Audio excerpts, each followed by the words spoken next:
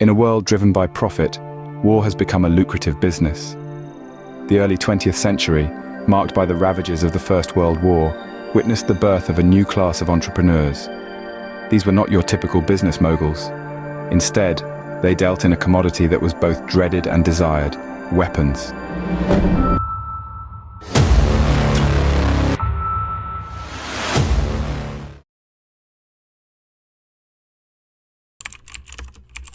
As nations wrestled with each other on the battlefield, these entrepreneurs found an opportunity to turn a profit. The seeds were sown for the emergence of weapons companies. These companies, initially small enterprises, would soon evolve into multi-billion-dollar corporations, their growth fueled by the fires of conflict that raged across the globe. Let's take the example of Lockheed Martin, a name that rings a bell in the annals of war profiteering. Born in the crucible of the Great War, this company started as a humble aircraft manufacturer. But as the world plunged into the Second World War, Lockheed Martin seized the opportunity. The company expanded its operations, delving into the production of everything from fighter planes to missiles. As the demand for weapons skyrocketed, so did Lockheed Martin's profits. But the company's influence didn't stop at its balance sheets. Lockheed Martin, like other weapons companies, began to wield significant political power. They lobbied lawmakers, funded political campaigns, and even shaped foreign policies. Their objective was singular: keep the wheels of war turning. For as long as conflicts raged, their coffers would continue to fill.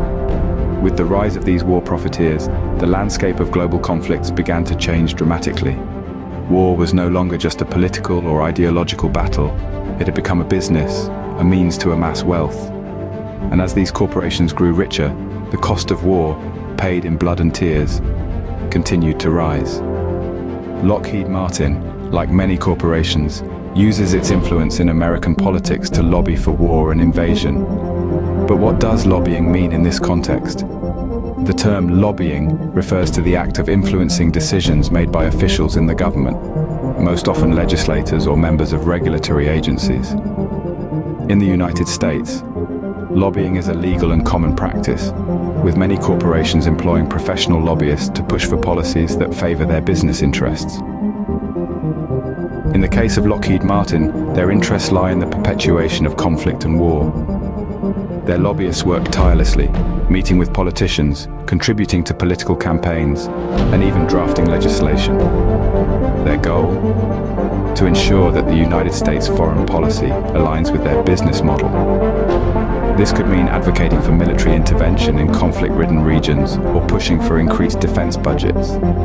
The impact of this lobbying on global conflicts is immense.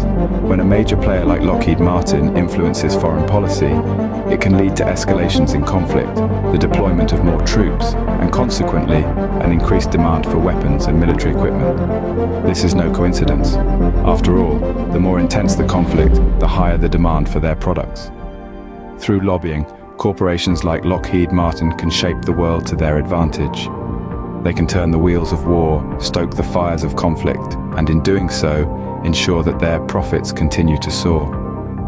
In this game of power and profit, it's the war profiteers who are the real winners, while the rest of the world pays the price. Seen through, in the intricate world of war, conflict becomes a prosperous quarry. Just like every other market, the weapons industry flourishes on demand. Nothing fuels demand more than conflict. Leading this industry are corporations like Lockheed Martin, their profits soaring with every worldwide unrest. The Middle East, a region plagued with instability and conflict, as an example.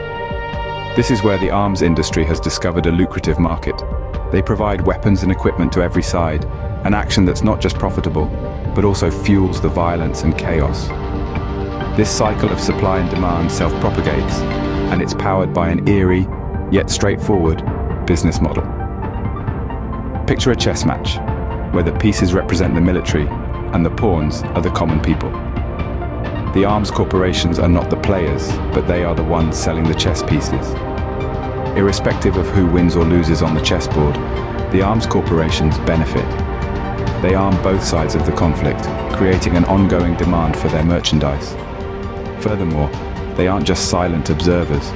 These corporations hire lobbyists and sponsor political campaigns to sway foreign policy, often advocating for military interventions that escalate conflicts and consequently their profits.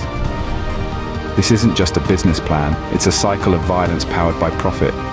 The more the conflict intensifies, the more weapons are required, and the more these corporations benefit. It's a sorrowful reality where the human cost is neglected for financial gain. Amidst this landscape, the arms industry has discovered a way to convert strife into a prosperous business. War, it seems, is not just a political or ideological struggle, but a commercial one. In this game, the only victors are the corporations selling the weapons and explosives. The Middle East, a region steeped in history and tradition, has been transformed into a prosperous market for these global corporations. A world where power and influence are synonymous with military prowess. The need for groundbreaking weaponry and defense mechanisms is inexhaustible. This need is most palpable in the Middle East, a region beset by relentless conflict for years. From the sandy expanses of Iraq, the debris-laden avenues of Syria, to the famine-ravaged territories of Yemen, the influence of arms industries is undeniable. These corporations, spearheaded by Lockheed Martin, have been instrumental in supplying the instruments of warfare that intensify these conflicts. Lockheed Martin, the leading defense contractor worldwide, has its products dispersed throughout the region. Whether it's the F-16 Fighting Falcons dominating the skies, or the Hellfire missiles wreaking havoc on land, Lockheed Martin's extensive arsenal is omnipresent. However, it's not solely about the armaments. These corporations also extend training and logistical aid, integrating themselves tightly into the apparatus of war. The question that arises is, are these firms simply catering to a demand, or are they indeed instigating the conflicts? The boundary between commerce and warfare becomes indistinguishable when profits are generated from devastation. The more turmoil that exists, the more these firms stand to benefit. Consequently, the vicious circle of violence persists, propelled by an insatiable pursuit of profit. It's crucial to acknowledge that these firms are not mere spectators in these conflicts. They are active contributors, profiting from the carnage and ruination. It's a distressing truth. Within the war industry, tranquility is detrimental to business. Moving on to see one of the most contentious and enduring conflicts is the Israeli-Palestinian conflict. A quagmire of disputed territories, political ideologies, and deep-seated historical grievances. It's a situation that seems to have no resolution on the horizon, but there's an often obscured layer to this conflict. The role of weapons manufacturers like Lockheed Martin. Lockheed Martin, which stands as one of the world's top weapons manufacturers, has played a significant part in this tumult. It's not simply about supplying arms to one faction or the other. It's about keeping a cycle of violence turning that enriches their fiscal health. The ceaseless provision of advanced weaponry, ranging from fighter jets to missile systems, has not merely inflamed the conflict, but also distorted the power dynamics. This power inequality has culminated in what many denote as Israeli apartheid. This term is employed to outline a system where one group wields considerable power over another, leading to systematic discrimination and abuses of human rights. In the Israeli-Palestinian conflict, the regular supply of high-tech weaponry to the Israeli government has been instrumental in the establishment and upkeep of this system. The weapons and tools provided by corporations like Lockheed Martin are utilized in operations that further deepen the disparity between the Israelis and Palestinians. They aid in the enforcement of policies that limit the movement of Palestinians, seize control of their resources, and sustain their subservience. The conflict becomes self-propagating, with each act of hostility justifying the demand for additional weapons and equipment, leading to escalating violence. The Israeli-Palestinian conflict is more than a mere dispute between two nations. It's a convoluted weave of politics, history, and economics, where the distinctions between victims and perpetrators frequently become. But one fact remains unequivocal. Corporations like Lockheed Martin have discovered a means to gain from the suffering and chaos. The Israeli-Palestinian conflict is not merely a political problem, it's a lucrative enterprise for these corporations. The cycle of violence persists, and as long as there's profit to be harvested, the push for peace wanes. We delve into the human cost that is often overlooked amidst the profits and power games.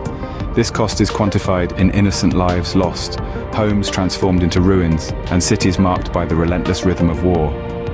The production of every bullet, the launch of every missile, and the assembly of every tank, each carry a profoundly human toll. Distressed families, displaced communities, and shattered vital infrastructures. These are the unseen costs, the hidden of conflict. It serves as a stark reminder of the moral and ethical implications of profiting from war. For every dollar earned, every rise in share price, corresponds a tally of suffering and loss. This is the shadow hidden within the ledger, unmentioned in the annual reports or shareholder meetings. It's a side that we must confront if we are to truly comprehend the effects of these corporate power moves. Ultimately, it's the innocent civilians who bear the brunt for the profits of these corporations. War is a business, and business is booming for these enterprises. As we've traversed the labyrinth of international discord in 7, one common thread becomes evident: the undeniable influence of arms manufacturers, steering the course of conflicts with financial gain as their guiding principle. From the inception of war profiteers to the unending hostilities in the Middle East, we've observed how these corporations move to the tempo of turmoil, their treasuries with every pulse of the drum of war. Zooming in, the Israeli-Palestinian dispute vividly illustrates bleak reality. The apparatus of war, fueled by corporations like Martin Lockheed, continues to operate, leaving a path of destruction in its aftermath. Yet amongst the debris, the profits of these corporations rise high, untouched by the human cost of business. In summary, the storyline explicit. Battles and unrest are not just geopolitical events, they are profitable business operations. The harsh reality is, as long as these corporations persist in profiting from discord, tranquility will stay a far-off dream. In a world where profit is the aim, peace frequently becomes the victim.